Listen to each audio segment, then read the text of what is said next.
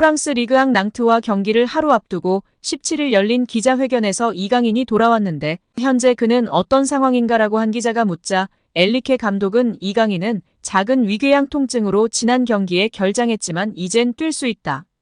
100% 상태라고 말했습니다. 이어 이강인은 특별한 이슈 없이 아시안컵에서 뛰었고 높은 수준 경기력을 펼쳤다며 다음 경기에 뛸 수 있다고 덧붙였습니다. 이강인은 이번 대회에서 팀이 치른 모든 경기에 선발 출전했고 호주와 경기에서 연장 후반 종료 1분을 남기고 교체된 것을 제외하면 모든 경기를 풀타임으로 소화했습니다. 바레인과 조별리그 1차전에서 2골을 터뜨렸고 말레이시아와 조별리그 3차전에선 1골 1도움으로 활약했습니다. 이강인이 넣은 3골은 손흥민과 함께 한국 대표팀 중 가장 많은 기록입니다. 또 축구 통계업체 풋몹에 따르면 이강인은 기회 창출과 결정적 기회 창출이 전체 1위를 차지했습니다. 4강에서 대회가 끝났기 때문에 결승전에 진출한 카타르와 요르단 선수들에 비해 한 경기를 덜 치르고도 거둔 성과입니다. 이러한 활약으로 이강인은 주최 측이 지난 12일 공식 SNS 계정을 통해 발표한 이번 대회 베스트 11에 포함됐습니다. 이강인은 3-4-3 포메이션에서 오른쪽 미드필더로 이름을 올렸습니다. 한국 선수로는 유일한 베스트 11 선정입니다. 그래서였을까요? 선을 자주 넘는 장난꾸러기인 줄만 알았는데 선배에게 대드는 하극상을 선보이고 말았습니다. 현재 이강인은 하극상 논란에 시달리고 있죠. 영국 더선은 요르단과 4강전 하루 전날 이강인이 주장 손흥민의 지시를 따르지 않았고 언쟁이 몸싸움으로 번져 손흥민의 손가락 부상을 당했다고 최초 보도했고 대한축구협회가 이를 인정하며 기름을 부었습니다. 이른바 탁구 게이트는 한국 축구계를 발칵 뒤집어 놓았습니다. 위르겐 클린스만 감독은 경질되기 전 아시안컵을 되돌아보는 대한축구협회 전력강화위원회에서 손흥민과 이강인 때문에 경기력이 좋지 않았다고 한 것으로 알려졌습니다. 정몽규 대한축구협회장에 이어 이강인도 SNS를 통해 사과했지만 분노한 여론은 쉽게 사그라들지 않고 있습니다. SNS 사과문도 24시간 뒤 사라지게 되는 기능을 이용하여 사과문을 게시하여 논란에 휩싸였고 본인이 직접 해결하지 않고 국내 변호사를 선임하여 해결하려는 모습도 팬들의 마음을 돌리는 데 한몫했습니다. 한 매체로부터 이강인이 손흥민의 얼굴에 주먹을 날렸다는 보도가 나온 가운데 법률사무소 서운 김가람 변호사는 이강인 선수는 자신의 잘못을 깊이 뉘우치고 반성하고 있습니다. 이강인 선수는 자신이 분쟁의 중심에 있었기에 구체적인 경위를 말씀드리기보다는 사과를 드리는 것이 맞다고 생각해왔습니다며 이에 부득이 사실이 아닌 내용에 대해서는 이를 바로잡고자 합니다. 손흥민 선수가 이강인 선수의 목덜미를 잡았을 때 이강인 선수가 손흥민 선수의 얼굴에 주먹을 날렸다는 기사 내용은 사실과 다릅니다. 이강인 선수가 탁구를 칠 당시에는 고참급 선수들도 함께 있었고 탁구는 그날 이전에도 항상 쳐오던 것이었습니다. 라고 해명하는 1차 공식 발표를 했습니다. 이후 위궤양 바이러스로 인해 이강인 선수 본인이 직접 2차 공식 발표를 하겠다고 했으나 현재 바이러스는 100% 나은 상태로 팀 훈련까지 소화했고 이제 리그전을 앞두고 있는데요. 공식 발표 소식이 전혀 없는 모습입니다. 어떻게 된 거죠? 구단에 공식적으로 휴가라도 요청해서 영국 다녀와야 하는 것 아닌가요? 진심으로 시즌 중에라도 손흥민 주장에게 하극상을 보인 것에 사과하고 국민들에게 사과를 해야 할 텐요. 24시간 뒤면 없어지는 인스타그램 스토리 기능으로 사과문을 올리고 끝인가요? 아프다고 해서 시간을 준 것인데 이제 다 나은 지 한참 되었는데 변호사랑 상의할 부분이 많이 있나요? 대체 이강인 선수의 행보가 무척이나 아쉬운 상황입니다. 여기에 이강인의 사과문이 진정성이 없다는 이야기가 커지고 있습니다. 빼박인 것 같은데요. 여기에 일부 누리꾼은 잘못을 인정하며 올린 이강인의 SNS 사과문에 대해서도 비난했습니다. 이들은 이강인이 인스타그램 스토리 기능을 통해 사과문을 게재한 것에 대해 진정성이 없다고 트집을 잡았습니다.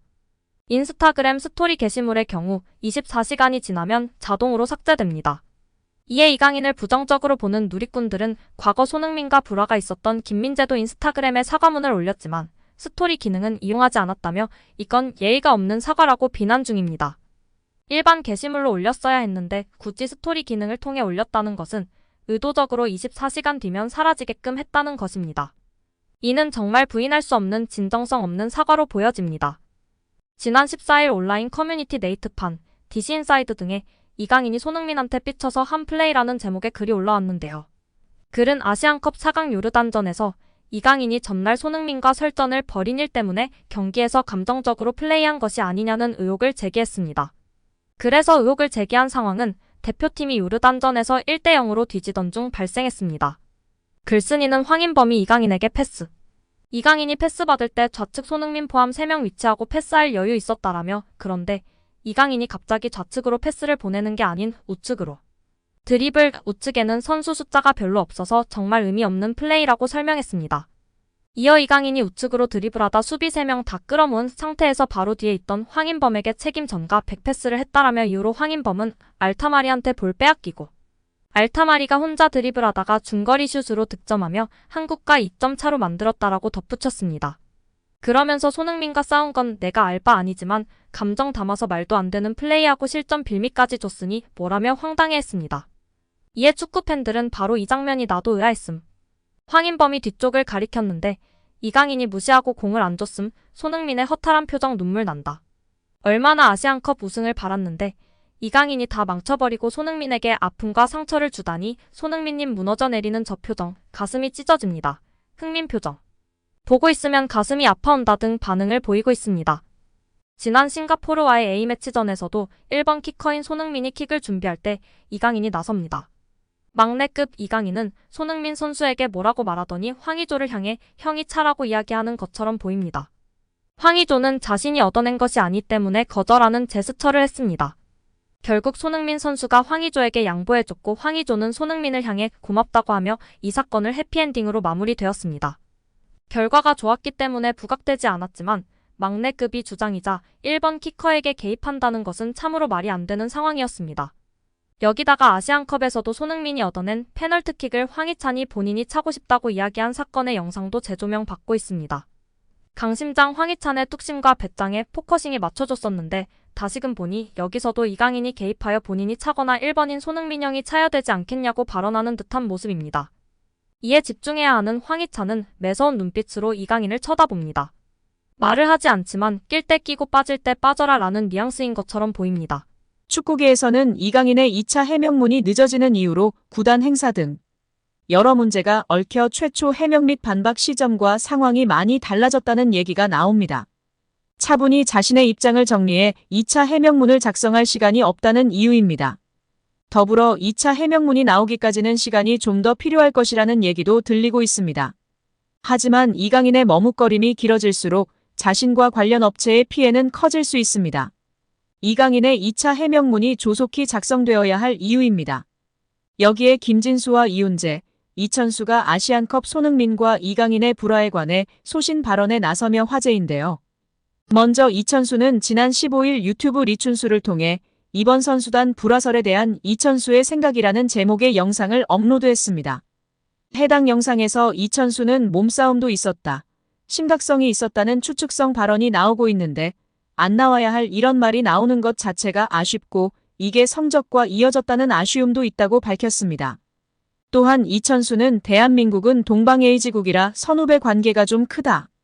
어릴 때부터 외국에 나갔던 저도 처음 외국 나갔을 때 많이 마찰이 있었던 이유는 형인데 반말하는 등 문화가 달랐기 때문이라며, 더군다나 요즘은 우리나라 선수들도 외국에 나가 있는 경우가 많기 때문에 이런 문화가 많이 달라졌다. 하지만 대한민국에서는 그래도 선후배 간의 규율이라는 부분이 있어야 하지 않나라고 아쉬운 부분을 지적했습니다.